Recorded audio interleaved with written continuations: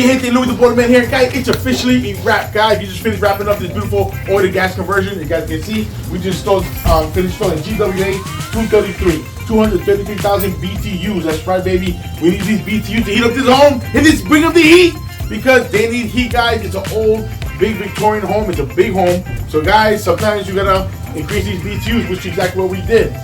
What else? We just installed a beautiful hot water heater. It was leaking before, so we replaced the hot water heater. We redid the gas line, and we also did the chimney liner, and we did the oil tank rip out.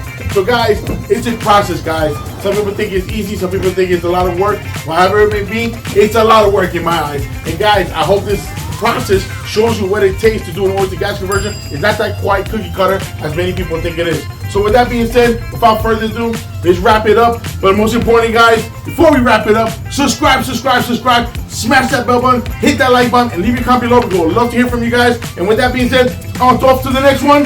Louie the Boiler Man. Bye-bye.